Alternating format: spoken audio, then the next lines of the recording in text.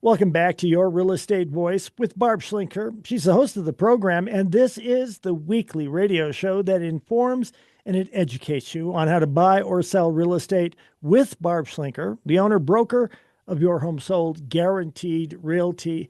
Now, Barb, when people sell homes, they typically try to pick up and clean up so that it looks good when they're really ready to sell the home. But how does someone prepare their home for sale by decluttering? I think we could all use advice on that. Yeah, it's kind of a constant thing. Some people are really good at it and they just live that way. I will admit, we are not. We actually did an addition last year and had to move off the whole main level. And so it cost me to kind of get rid of stuff or just pack stuff up. And then when I moved back upstairs, most of that stuff didn't come back upstairs. So obviously I don't need it. So it is hard to part with things, but it does kind of weigh you down to have too much stuff. And if you most people just get used to the environment and they don't notice it anymore. And it actually, the more clutter you have, it makes it harder to keep track of things.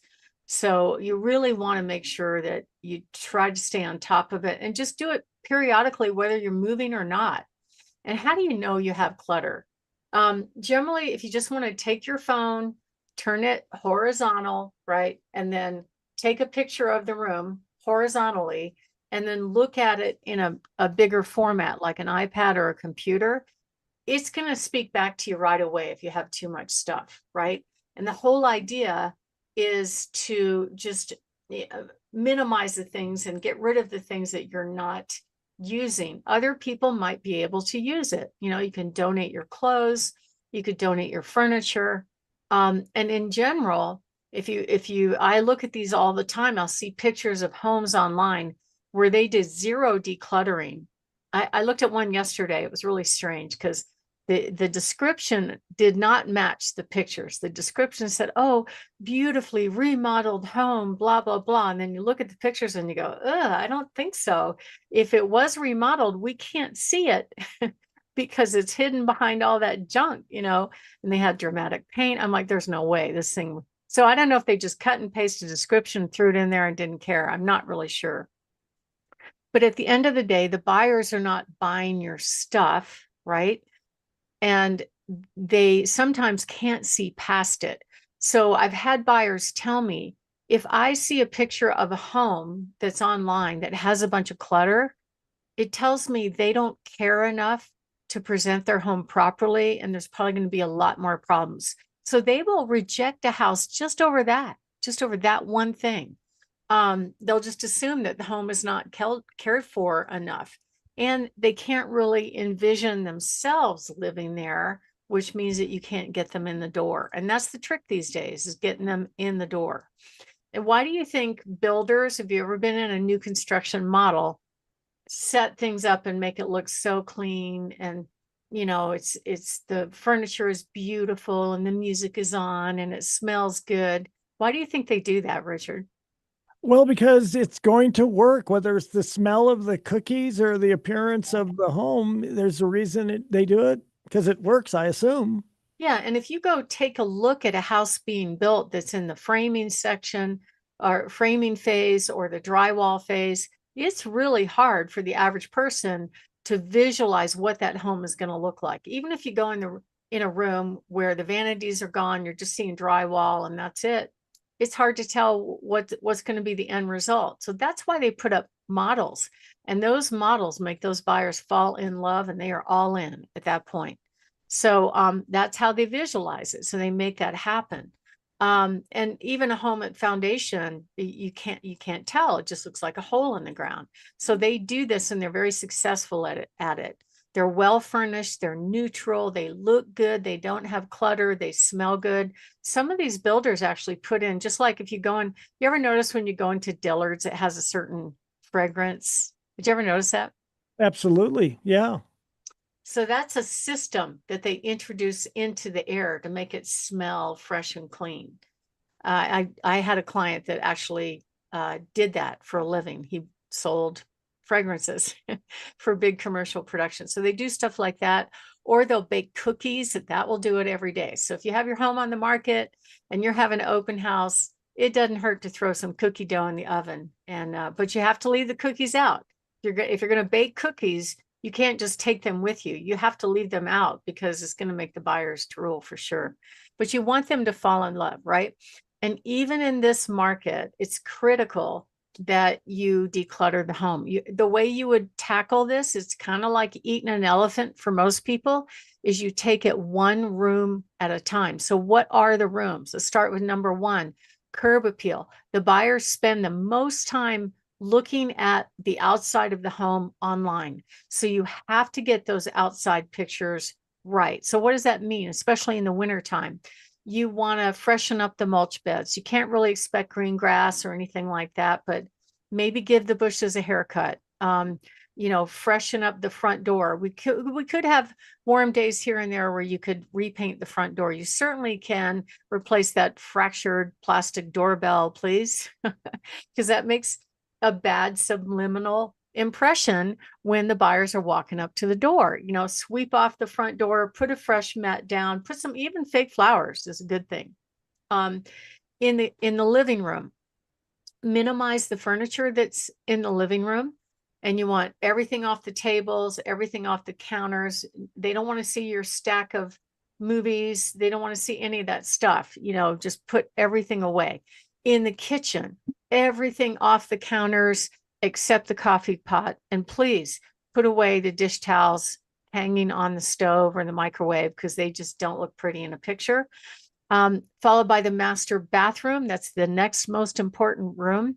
That room, same thing. Pick up the throw rugs, fold the towels neatly, everything off the counter, even the soap, and make it look fresh and brand new. And the master bedroom is the last one where you want fresh, light colored linen and just not too much stuff. So what spaces do you kind of not worry about so much? I would definitely say the unfinished areas of your home, the inside of the garages. There's only very few garages that I have physically seen that I would photograph, even though I know for sure it's the guy's space for the most part, right? They care about the garage and they want to see the inside of the garage. But if it's full of junk and clutter, it just doesn't present well. So you could put that last on your list if you want a picture of your garage, but make sure you plan on that project. And so how do you get started? Well, basically what the experts say is if you take it, first of all, one room at a time, and you develop 3 piles: keep, donate, throw away. Okay. And think about it this way. Do I need this? Do I wear this? Do I use this? Richard, I think this is true for a lot of folks our age, especially. I've got 3 or 4 sets of china. Same with silverware. Mark keeps rating the cup cabinet and coffee cup cabinet because I like coffee cups, but he takes them away and he puts them downstairs. He's just trying to declutter because he likes it that way. I don't. I like the clutter. I'm like, where'd that coffee cup go? I use that. It's kind of funny. But anyway, wouldn't be a bad idea of renting a storage shed on the stuff for sure you have to have, right? Especially if you're getting your home ready to go on the market. Those things you're definitely taking with you wherever you go, but you don't need them right now. I would definitely do that. And then we include an interior designer by trade to come in and help you get ready for sale. Also, there's some other services out there. I think Goodwill has a company that they refer that will come out and actually help you sort through and help you pack. And you can pay them to do the services. So that might be a good idea too, if you physically can't deal with it. It's just natural that most people put too much furniture in their house, or the furniture is too large, or they have a lot of knickknacks. I was in a house last night that had a collection of this glass porcelain ware that was really pretty. They didn't really want it. They inherited it, but they didn't know what to do with it, right?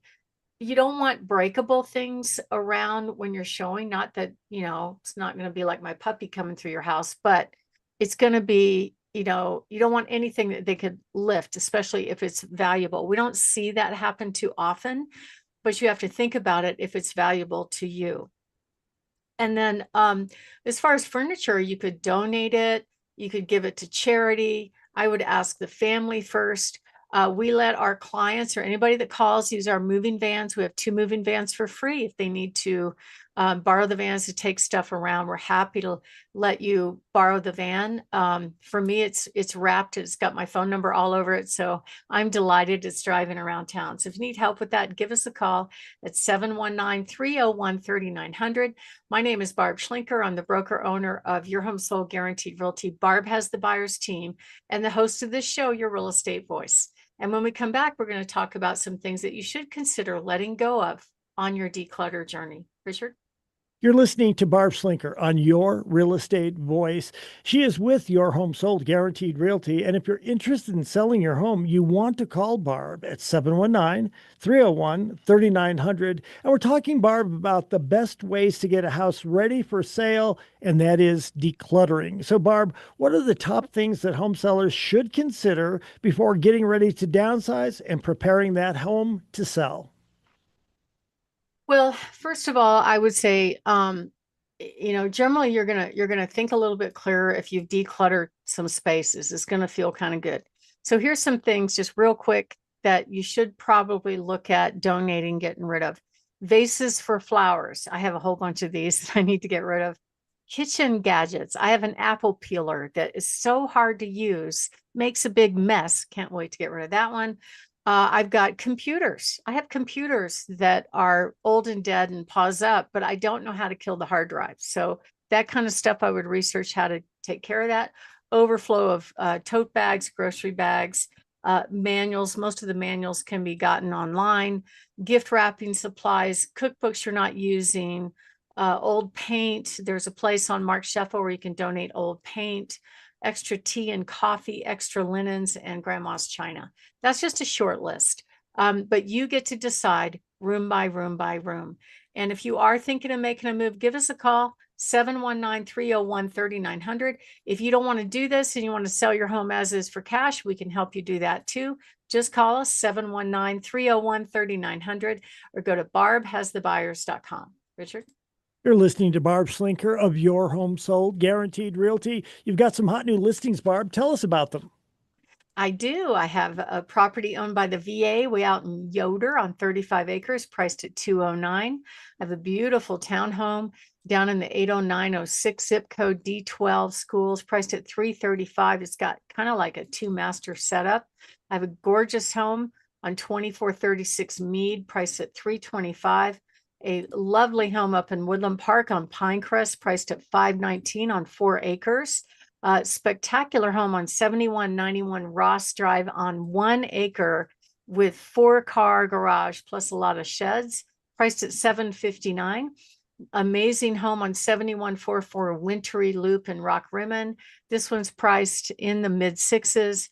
And it's basically has 4, it could be 4 bedrooms on the main level. We also have a gorgeous rancher down by Mark Sheffel and Constitution on Sandy Court, priced at $539.9. This is a spectacular open floor plan. A beautiful home on 13th Street in Pueblo at in the low 3s. And this home actually has its own pool and a huge detached garage. Amazing home on 2 acres in Florissant in the mid 4s. Another home, we just reduced the price on Domi Kite, owned by the VA. It's up by off of Interquest. Right now it's priced in the low 3s. And then a beautiful home on Capitol Peak Way in Peyton, priced at $519.9.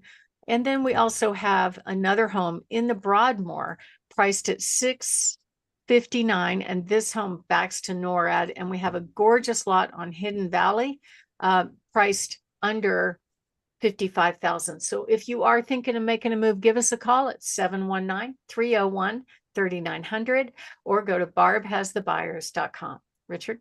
Barb, you have got the advice week after week. Thank you for all of this, especially the advice on whether a 30 or 50-year mortgage is the right deal. You've been listening to Your Real Estate Voice. It airs every Saturday. If you're thinking of making a move, call Barb, 719-301-3900, or visit barbhasthebuyers.com. You can see replays of the show on Barb's YouTube channel, Barb Has the Buyers, or you can listen to the podcast on all of the popular podcast platforms like Apple Podcast, iHeartRadio, Spotify, and many others. Thank you for listening. To reach out to Barb, again, that number is 719-301-3900. Barb, you have a great week. Be safe. Thank you. Have a great weekend.